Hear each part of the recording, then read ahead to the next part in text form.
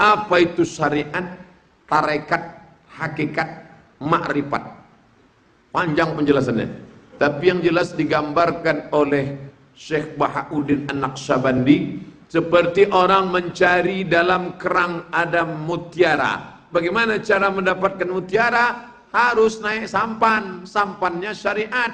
Sampan harus ada dalam laut. Lautnya hakikat. Tapi harus berenang ke bawah. Berenangnya tarekat. Harus mau mencari mutiara. Mutiaranya ma'rifat. Ini simbol gambar kita bersyariat, tahu hakikat ibadah, tapi juga ada metode caranya, barulah mendapat ma'rifatullah, pengenalan Allah yang sempurna. Salat, zakat, puasa, haji, tapi jangan terjebak pada gerak, tegak, rukuk, sujud. Apa hakikat salat itu? Merendahkan diri, mengagungkan Allah, sama rata antara manusia, zikir tak putus mengingat Allah, takut bergerak 3 kali kena batal. Begitulah takutnya kita makan haram. Hakikatnya ada, caranya, metodenya belajar kepada guru. Man la syaikha lahu, siapa yang tak berguru, fasyaitanu syaikhuhu. Lalu kemudian Allah menurunkan, huwallazi anzala sakinata fi qulubil mu'minin. Dialah yang menurunkan ma'rifah itu. Ditanya kepada Al-Ghazali setelah 11 tahun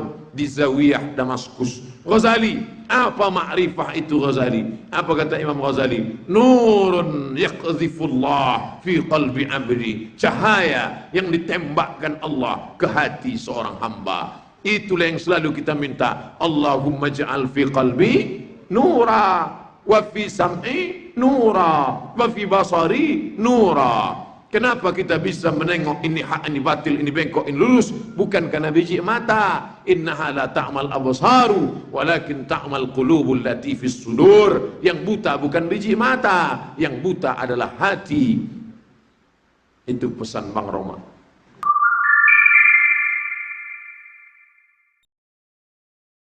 Yang menonton kita malam ini 16.000 di alam ghaib. Demi terciptanya kajian yang nyaman dan khusyuk, tolong nasihati kami yang datang ke kajian yang masih sibuk dengan handphone kami, yang masih sibuk upload foto di sosial media, yang masih sibuk dengan hal-hal lain hingga tindakan kami mengganggu kekhusyukan beberapa orang yang berniat mendengarkan kajian dengan khusyuk. Tolong Ustadz, demi kebahagiaan setiap kajian. Ada ustadz-ustadz kita, kalau nampaknya orang main HP langsung, kamu yang saya termasuk yang tidak keras. Saya ini ustadz yang lembut. Bagi saya zaman edan, mau aja orang ke masjid, alhamdulillah. Itu saya agak lunak saya dalam masalah. Jadi kalau ada orang mengatakan Ustadz Somad itu ustadz keras, itu tuduhan yang menyakitkan. Tapi saya anjurkan, janganlah asik berfoto aja. Asik berfoto. Tapi masalah foto dari atas foto, dari bawah foto. Kalau perlu beli drone dari atas. Share, bagikan ke kawan-kawan, tunjukkan begini kami mengaji. Allahu Akbar. Jangan disangka orang kami ramai kalau dangdut yang racun kucing garong saja. Mengaji kami ramai begini, sehingga daerah-daerah lain yang lemah iman, yang tak tahu bagaimana cara buat pengajian, oh begini caranya buat pengajian. Yang selama ini pengurus-pengurus masjid kalau pengumuman, kita bangga karena wakaf masjid sampai hari ini infak sedekah 200 juta. Bukan di situ letak bangganya pengurus masjid. Belikan TV-TV besar macam ini, bisa. Saya pun ganteng pula di TV itu. Ustaz, mengapa orang bunuh diri masuk neraka? Bukankah kematian telah ditentukan Allah? Nampaknya mau bunuh diri nih.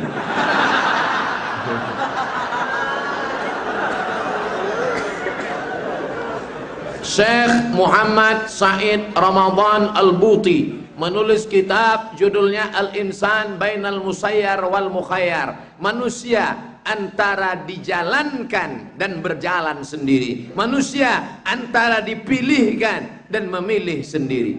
Dulu ketika lahir menjadi orang Melayu, apakah Ustadz Mahir At-Tuwailibi memilih atau dipilihkan? Bapak jadi orang Jawa, memilih atau dipilihkan? Dipilihkan. Maka kita tak boleh ejek orang, Batak, Cina, tak boleh. Karena dia tidak pernah memilih, dia dipilihkan. Tapi ada saatnya kita memilih. Malam ini mau datang ke pengajian, memilih atau dipilihkan? Memilih. Mau bunuh diri, ada pisau silet, memilih atau dipilihkan? Nah, mulai ragu kan? Ketika Buya Hamka baca bukunya Tasawuf Modern, baca itu tulisan Buya Hamka di saat dia betul-betul down dalam penjara, naik tapak sepatu ke atas mejanya, "Hei Hamka, kau pengkhianat bangsa!" Nampaknya pisau silet di dinding penjara. Apa kata setan? "Hamka, ambil pisau silet itu, potong urat nadimu, tak ada gunanya kau hidup.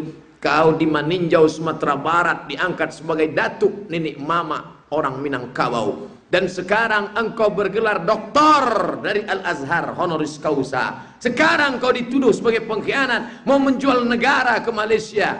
Bunuh saja dirimu." Tapi dia lawan dengan iman. Ada saatnya kita memilih. Kenapa dia masuk neraka? Karena dia memilih ikut ajakan setan. Maka kita selalu membaca ayat-ayat, ayat kursi, doa-doa, supaya jangan sampai setan berbisik, "Bunuh diri kau, bunuh diri, bunuh, bunuh." Di kantor ditekan atasan, di jalan ditangkap polisi, di rumah ditekan bini, stres, menengok baygon macam Coca-Cola, akhirnya bunuh diri, neraka jahanam. Makanya kau mesti banyak-banyak solat. Wasta'inu bis sabri wassalah. Sekarang saya mau minum dari botol pakai tangan kiri atau dari tangan kanan dengan gelas, memilih atau dipilihkan? Memilih. Allah kasih saya kuasa, sama, basar, kalam, kudrat, iradat. Gunakan sama, gunakan basar, gunakan kalam, gunakan kudrat, gunakan iradat. Pakai tangan kanan, ucapkan bismillah, minum, bismillahirrahmanirrahim. Alhamdulillah. Saya mau nanya Ustadz, saya melarang dan mencaci maki orang untuk melakukan hal yang dilarang Allah. Tapi saya sebenarnya masih belum bisa meninggalkan sesuatu yang saya larang itu. Gimana tuh Pak Ustadz? Kabura maqtan indallah, murka yang paling besar di sisi Allah. Antaqulu ma la taf'alun, kau bicara tapi kau tidak lakukan. Ini umum, dia tak sebutkan apa larangan yang kau orang suruh larang tapi kau lakukan itu apa? Pacaran. Kau jangan pacaran, nikahlah. Ini yang banyak, ini ngaji ini kan anak-anak muda nih, aktivis kampus. Jangan pacaran, jangan pacaran. Pacaran dia 5. Berhentilah pacaran. Ustadz Felix Yao kan udah keluarkan buku, udah putusin aja. Bagaimana hukumnya apabila sholat sunat rawatib saat tahiyat akhir hanya membaca tahiyat sampai dengan solawat kepada Nabi, namun tidak membaca solawat kepada Nabi Ibrahim? Sah. Allahumma salli ala Sayyidina Muhammad wa ala ali Muhammad. Yang pakai Sayyidina, yang nggak pakai Sayyidina, Allahumma salli ala, nggak pakai Sayyidina Muhammad wa ala ali Muhammad. Cukup. Kalau ibarat makan, ini makan nasi pakai kecap aja lah. Tapi tadi kita makan, Masya Allah, ada tempenya, ada tahunya, ada sambalnya, ada asamnya, ada ini, ada dessertnya, ada. Itu sampai akhir. Allahumma salli ala Muhammad kama sallaita ala Ibrahim wa barik ala Muhammad kama barakta fil alamin innaka Hamidum Majid. Allahumma ighfir lima qaddamtu wa ma akhartu wa ma asrartu wa ma a'lantu wa ma asraftu wa ma anta a'lamu bihi minni. Antal muqaddim wa antal mu'akhir, la ilaha illa anta subhanaka inni kuntu minadh dhalimin. Allahumma inni a'udzubika min adzabi jahannam wa min adzabil qabri wa min fitnatil mahya wal mamat wa min syarri fitnatil masiihid dajjal. Allahumma inni ala dzikrika wa syukrika wa husni ibadatik. Assalamualaikum warahmatullahi. The best, mantap. Pak Ustadz, yang sangat saya tunggu fatwanya, mohon penjelasan tentang riba. Panjang ini, Pak Ustadz narik napas panjang. Almarhum bapak saya dianggap memiliki hutang piutang dengan tetangga saya yang terjadi sekitar tahun 1997 senilai 2.400.000. Yang bersangkutan menagih kepada kami ahli waris beberapa saat setelah bapak saya meninggal. Yang menjadi masalah adalah bersangkutan menginginkan hutang piutang tersebut lunasi dengan kurs beras sehingga tahun ini menjadi 10 kali lipat hingga menjadi nilai sekitar 21 juta. Dari 2 juta tahun 97, sekarang dia minta menjadi 21 juta. Kami ahli waris keberatan karena itu termasuk riba. Apakah ini riba? Tidak. Karena duit kertas mengalami inflasi. Duit 700 perak tahun 90 saya SD, itu sebungkus nasi 700 perak. Sekarang 7.000 nasi pakai kuah telur. 7.000 itu. Makanya kalau utang piutang, pakailah mata uang Nabi. Mata uang Nabi itu apa? Dinar. Dinar itu apa? Emas. Pakailah harga emas. Kalau harga emas itu emas stabil. Makanya dulu diusulkan oleh Mahathir Muhammad, negara-negara Islam satukan ekonomi pakai emas. Uni Eropa bisa bersatu dalam euro. Padahal agamanya beda, bahasanya beda. Inggris, Prancis, Jerman, beda agama, beda bahasa, beda suku, tapi bisa menerapkan 1 euro. Umat Islam sangat bisa, bahasanya satu, bahasa Al-Quran, Tuhannya satu, Allah, kiblatnya satu, Ka'bah, imamnya satu, Muhammad SAW, bisa satu mata uang, yaitu dinar. Oleh sebab itu maka persatuan umat ke depan. Maka tidak riba. Yang riba itu adalah perjanjian. Kau pinjam 1 juta, bayar 1.200.000. Maka kalau kau tidak mau rugi kena inflasi, kau bayar dengan mata harga emas. Di tahun kau membayarnya nanti. Sekarang 1 gram emas 500.000. Jadi siapa yang minjam duit 500.000 sekarang, dibayarnya 10 tahun lagi, tak bisa 500.000. Tapi pakailah berapa harga emas tahun itu. Oh, ini riba nih bertambah. Bukan bertambah mas, tapi nilainya. Oh, kalau gitu riba juga tidak bertambah Pak Ustadz. Riba bertambah. Kenapa? Dia tidak pakai nilai mata uang tetapnya, tapi dia pakai bunganya. Nah, ini dia. Karena yang bersangkutan tetap ngeyel, tak mau terima pelunasan, maka kami berencana akan menyerahkan kepada ahli waris ketika dia telah mati. Tapi jika ahli waris tidak mau juga, kami berencana menyedekahkan uang tersebut atas nama yang bersangkutan. Enggak, kalian pakai harga emas tahun 1997, lunasi sekarang. 2 juta 4.800 tahun 97, berapa harga emas waktu itu? Bayarkan dengan harga emas itu sekarang tahun 2017. Berapa Pak Ustaz harga emas? Mana saya tahu? Carilah tukang emas. Saya pernah buat surat wasiat untuk istri dan anak yang isinya seluruh harta peninggalan saya hanya untuk mereka. Apakah hukum pembagian warisan nanti tetap ada? Karena seluruhnya telah wasiatkan istri dan anak saya. Wasiat batil, wasiat tak betul. Maka wasiat la wasiyata li waris. Tidak boleh ada wasiat untuk ahli waris. Kenapa? Karena ahli waris sudah ada jatahnya masing-masing. Istri berapa jatahnya? Walakum nisfu ma taraka azwajukum illam yakul lahunna walad. Suami dapat setengah harta istri kalau tak ada anak. Fa in kana lahunna waladun, kalau ada anak falakumur rubu'u, dapat 1/4. Ibu dapat 1/4. Nih suami meninggal, ibu dapat 1/4. Kalau ada anak, ibu dapat 1/8. Anak laki-laki 2 kali bagian anak perempuan, sisanya ahli waris yang lain. Ini kalau diterapkan wasiat, emaknya tak dapat, ayahnya tak dapat, istri, anak, ibu, ayah tak dapat, maka dia sudah menzalimi orang, maka tidak bisa diterapkan. Kalau ahli waris yang lain izin, maka wasiat bisa berlaku, tapi tidak boleh lebih dari 1/3 harta. 1/3, lebih dari 1/3, maka sisanya harus dibalikkan kepada ahli waris yang ada. Saya baca dalam buku, ada orang kasyaf mampu melihat ibunya disiksa di neraka. Channel apa yang dia tengok? Saya bisa menengok ibu karena tidak ada tirai. Kalau ada tirai maka tertutup. Ketika tirai dibuka, bahasa Arabnya kasyaf. Tirai terbuka.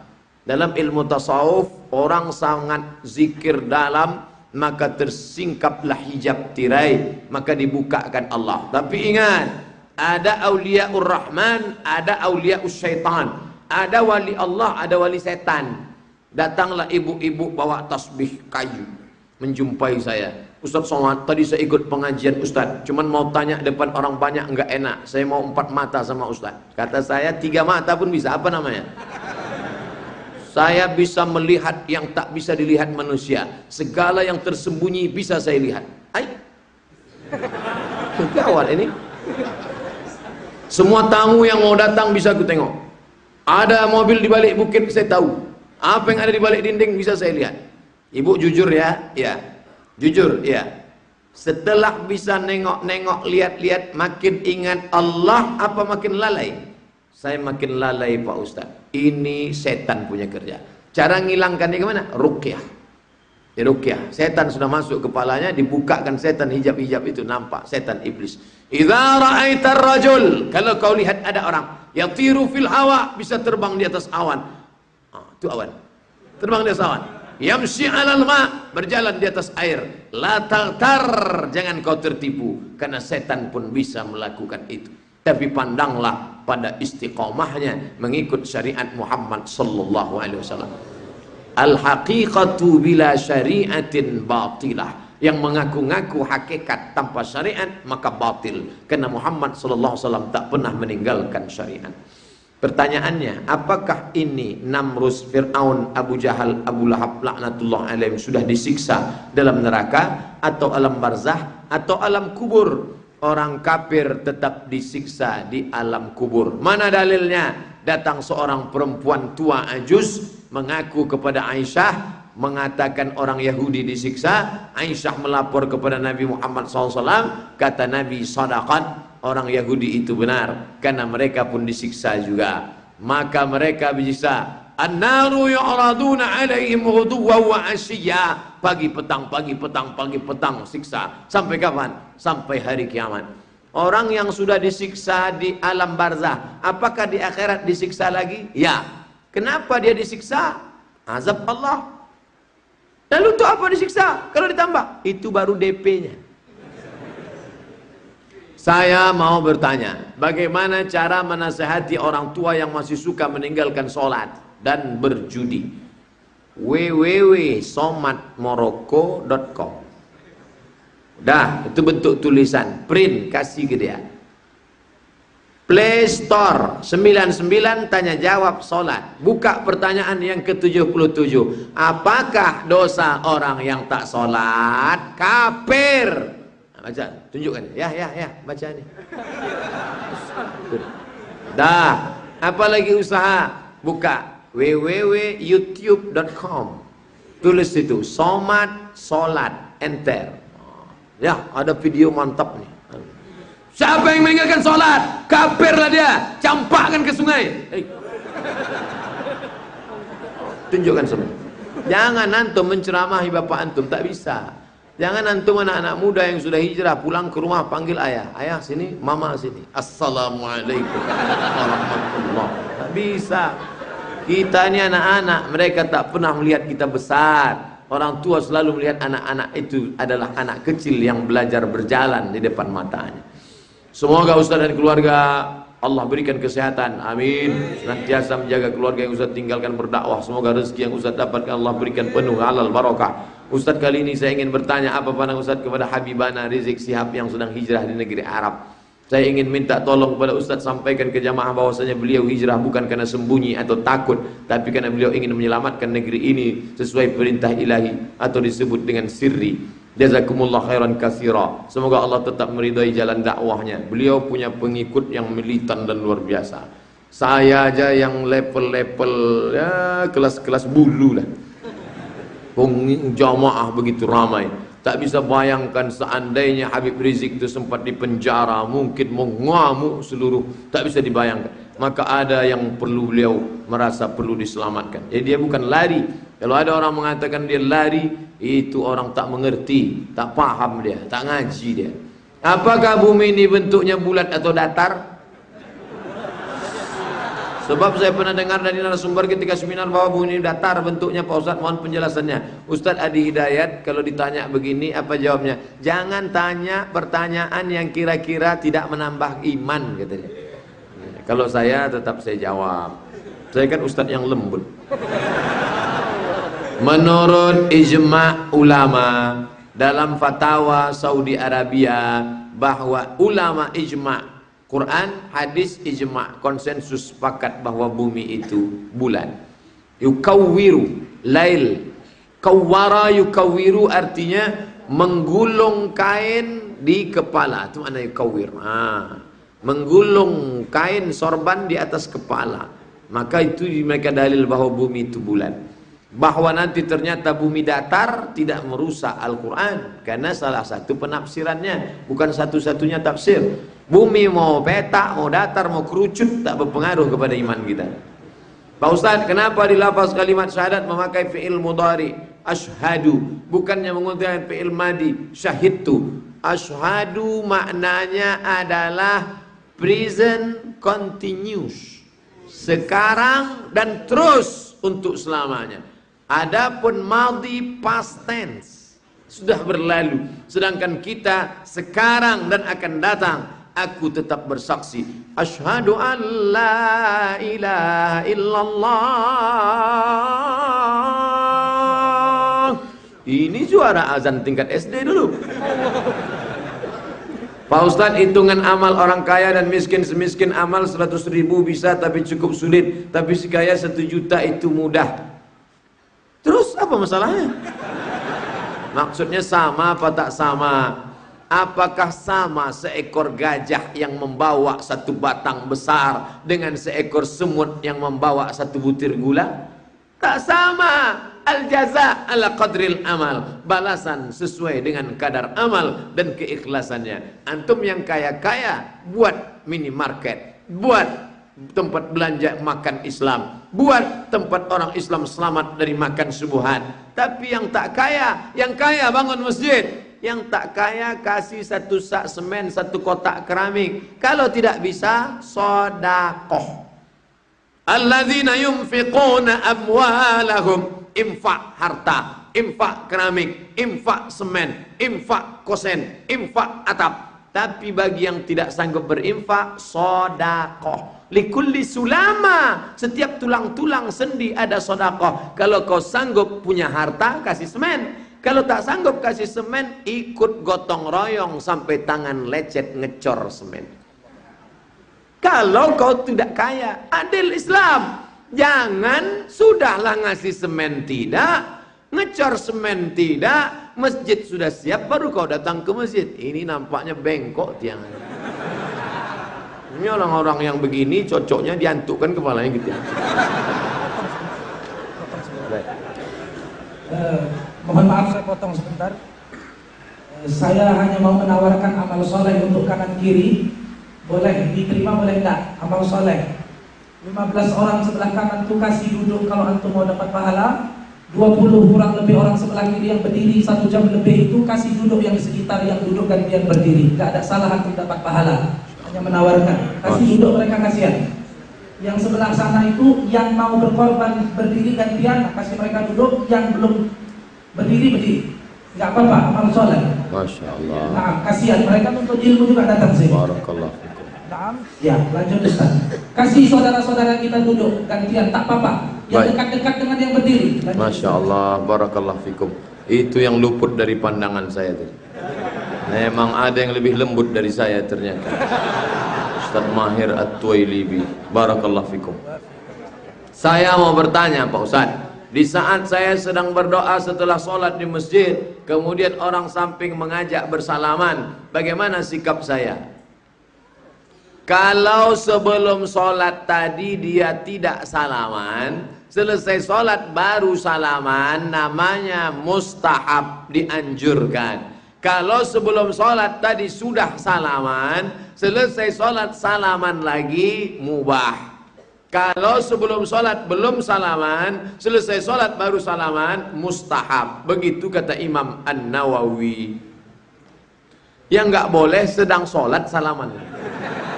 Allahu Akbar. Sehat Ustaz.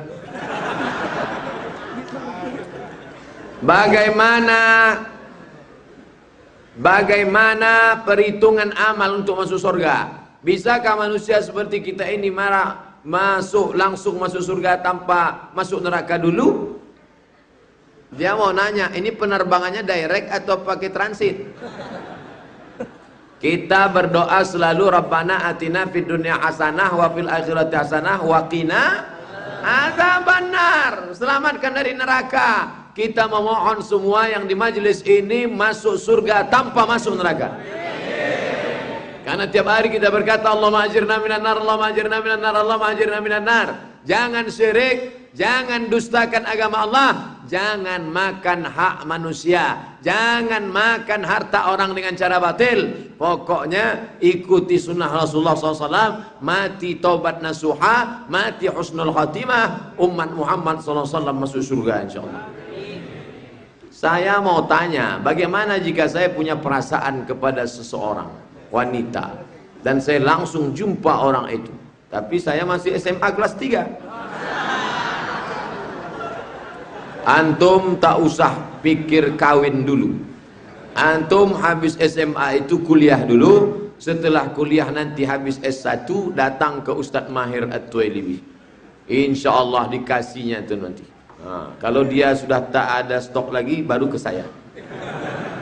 Kalau antum sudah sukses perusahaan, apakah jadi karyawan atau PNS, entrepreneur, insya Allah perempuan itu yang akan ngejar-ngejar antum. Apa tak antum tengok komen-komen di YouTube tentang saya?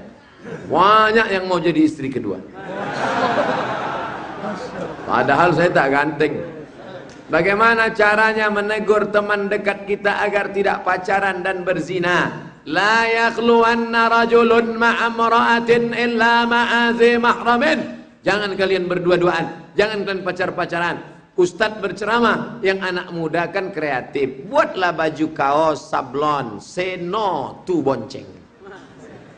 Udah putusin aja, buanglah mantan pada tempatnya. Banyak cara buat komunitas jombloan jomblowati, jomblo syariah. Saya punya seorang teman, dia wanita, tapi lambat laun teman saya jatuh cinta kepada saya. Lambat laun saya pula jatuh juga pada dia. Tapi saya belum cukup umur dan belum mapan mempunyai penghasilan untuk menikah. Banyak-banyak puasa sunat. Memangnya kalau puasa sunat nafsu saya hilang? Nafsu ada, tenaga tak ada. Bawaannya mau mati ya. Bang, jadi kita sore ini karaoke bang. Tak usah kau ajak karaoke, aku mau kolak aja bawaan saya. La, fa innahu lahu wija, faman lam yastati, tak sanggup menikah, fa alaihi bisawm, hendaklah banyak puasa sunat. Olahraga memanah, sibahah berenang, rimanah bermanah, rukubul khail berkuda. Geluti 3 olahraga ini. Anak muda harus, kalau tidak kalian hawa nafsu menggebu-gebu luar biasa. Ustaz, bagaimana bila seorang sudah melakukan sholat jamaah 5 waktu tanpa putus 40 hari, membaca surat Al-Ikhlas sebanyak 70.000 kali, apakah dia sudah pasti masuk surga meskipun dia suka bertaubat dosa seperti mencuri, maksiat, berjudi sebagainya? Karena yang saya tahu di kitab Ihya Ulumuddin karya Imam Al-Ghazali mengatakan seperti itu. La yudkhilal jannata ahadakum amaluhu, kalian masuk surga bukan karena amalmu. Kau masuk surga hanya karena dengan 70.000 zikir kul wallah, hanya dengan 40 kali sholat. Sedangkan 63 tahun amalmu itu pun di akhirat cuma 1,5 jam. 63 tahun kau hidup, tak makan tak minum, sholat aja, di akhirat cuma 1,5 jam. Masuk surga 1,5 jam. Nonton India aja 3 jam. Maka kau masuk surga karena rahmat Allah. Ini motivasi dari Imam Al-Ghazali supaya banyak-banyak beramal. Pahami ini namanya at-targhib wa tarhib. Man shalla subha fi jama'atin, siapa yang salat subuh berjamaah, thumma qa'ada yazkurullah, duduk berzikir mengingat Allah, hatta tatlu' asy-syams, sampai terbit matahari, thumma yusalli rak'ataini, salat sunat isyraq 2 rakaat, kanat lahu ka ajri hajjatin wa umrah, dapat pahala macam haji dan umrah. Seperti itu motivasi supaya jangan keluar masjid habis salat subuh. Apa hukum kredit emas? Sementara MUI memperbolehkan kredit emas diumumkan oleh ketua MUI, namun kami dengar dari beberapa ulama Ahlus Sunnah bahwa kredit emas itu haram. Zahab bi zahab, fiddah bi fiddah. Emas dengan emas, perak dengan perak, gandum dengan gandum, gandum yang sudah lepas kulit dengan lepas kulit, syair bisyair yang sebelum lepas kulit, malh, garam dengan garam, maka dia riba, kecuali yadan biadin, kecuali langsung cash.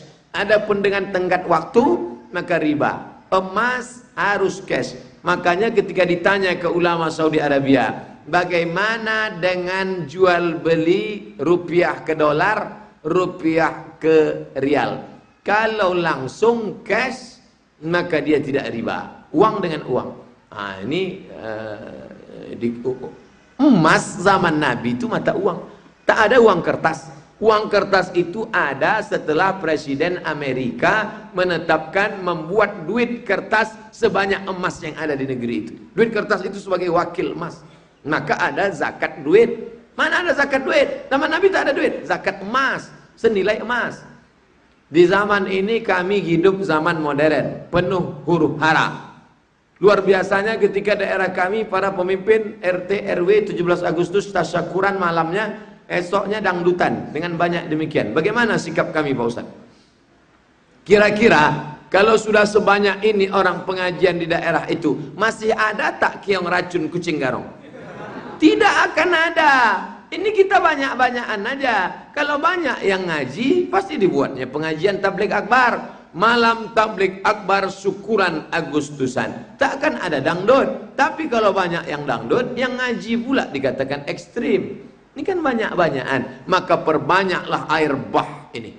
Banyakkan air ini. Kalau sudah air ini banyak melimpah, maka sampah-sampah itu akan tercampak dengan sendirinya. Akan tercampak sampah-sampah dangdut, keyboard tunggal segala macam itu. Perbanyak ngaji, perbanyak ngaji, banyakkan ramaikan jamaah. Heran sekarang orang barat, sudah kurusak umat Islam ini dengan Twitter, BBM, WhatsApp. Malah mereka makin ramai pula ngaji. Apa itu syariat, tarekat, hakikat, makrifat? Panjang penjelasannya. Tapi yang jelas digambarkan oleh Syekh Bahauddin An-Naqsyabandi seperti orang mencari dalam kerang ada mutiara. Bagaimana cara mendapatkan mutiara? Harus naik sampan. Sampannya syariat.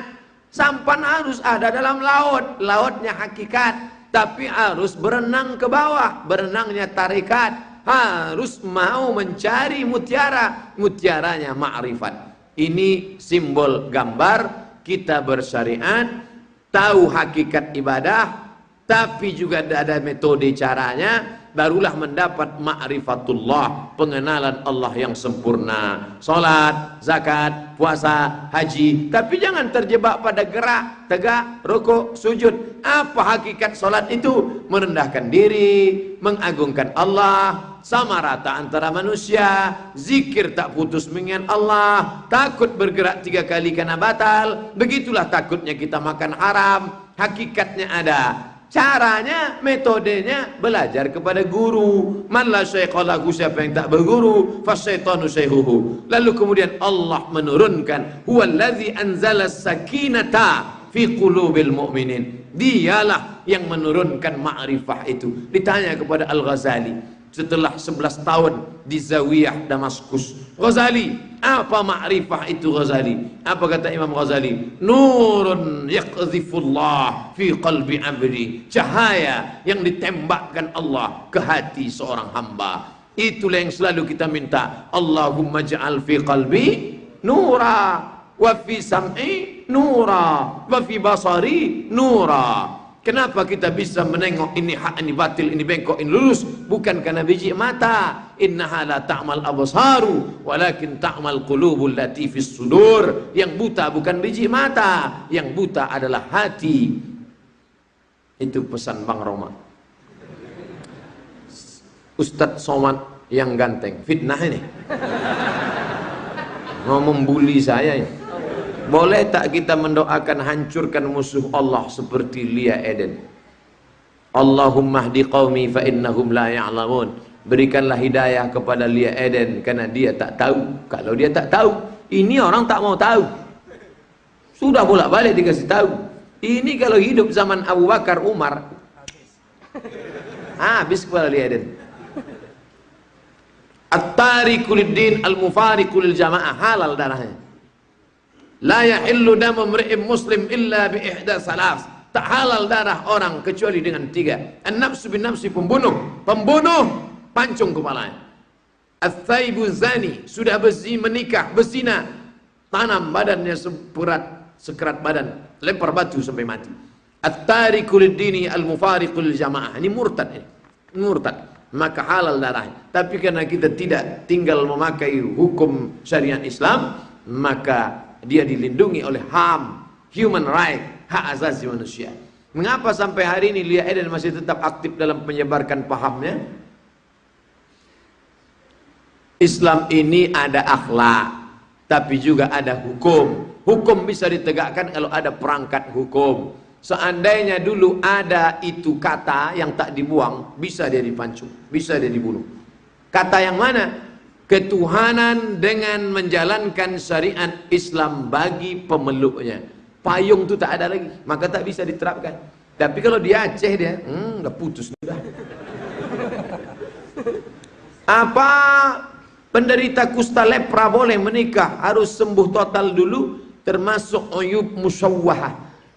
Kalau bapak ibu menikah, lalu ternyata orang tadi sakit, ada beberapa sakit yang bisa membolehkan bapak menggugat ke pengadilan. Di antaranya, maaf, yang bebelang apa namanya? Supa, bebulang. Yang kedua kusta. Yang ketiga impotensi. Tapi dikasih berobat sampai setahun. Kalau setahun senapan tak juga meletup, ganti yang lain. Yang kemudian kalau tersumbat daging atau tersumbat tulang atau ini termasuk uyub musyawwahah yang dia boleh menggugat ke pengadilan. Kalau apa boleh si penderita kusta menikah dengan orang sang sehat atau harus sesama penderita? Tentu orang sehat takut dia kena penyakit. Lalu kemudian ada pula di situ orang yang sudah kena, kita sependeritaan, kita berbagi suka dan duka, menikahlah dia kata dia. Mau. Tapi kalau antum mau sama dia, tak apa-apa. Cinta itu kan al-hubbu yu'mi wa yusim. Cinta membuat orang buta. Dikasih tahu orang dia kena kusta, aku tak melihat kustanya, yang kulihat ketulusan hatinya. So sweet. Sebelum menikah ada si penderita kusta ini harus bilang jika dia menderita kusta kepada calon pasangannya dan orang tuanya atau tidak. Tentu jangan ada dusta di antara kita. Sedangkan status mesti tahu ini budak atau tidak. Dari mana kita bisa tahu dia budak hamba saya atau tidak? Tapak tangan tunjukkan. Kalau kasar berarti budak, kalau halus berarti orang merdeka. Wajah nampak kan? Apa guna menengok wajah? Boleh jadi dari jauh imut-imut. Nah, dekat tahu sendirilah. Maka jangan ada bohong. Tengok tapak tangan, ini kasih tahu dia. Ini starata bikran. Buka fikih sunnah Said Sabiq. Dikutip oleh Syekh Said Sabiq pendapat Ibnu Taimiyah. Imam Ibnu Taimiyah dalam Majmu' Fatawa. Ini starata bikran. Kalau seorang laki-laki mensyaratkan istrinya mesti perawan, fabanat saiban, ternyata setelah menikah ketahuan tidak perawan, falahul fashu, maka dia punya hak fasah. Aku fasah. Kenapa? Karena ternyata kau tak perawan. Tapi malam itu juga. Jangan udah 5 tahun. Udah 5 anak baru dia kasih. Aku fasahlah adinda. Saya udah cukup untuk menikah. Akan tapi saya milih tanggung jawab menafkahi ibu, adik, kakek, nenek. Karena saya tulang punggung. Apa yang harus saya lakukan? Datang seorang laki-laki menikah dengan janda. Lalu Nabi bertanya, kau nikah janda sama apa gadis? Janda. Alah bikran, kenapa tak kau cari yang gadis? Tula'ibuha wa tula'ibuka. Kau bisa bercanda dengan dia. Ya Rasulullah, adikku banyak. Kalau ku cari anak gadis, berkelahi dia nanti sama adikku. Tapi kalau ku cari janda, dia bisa jadi ibu, dia juga bisa jadi kakak. Tengok bijaksananya dia.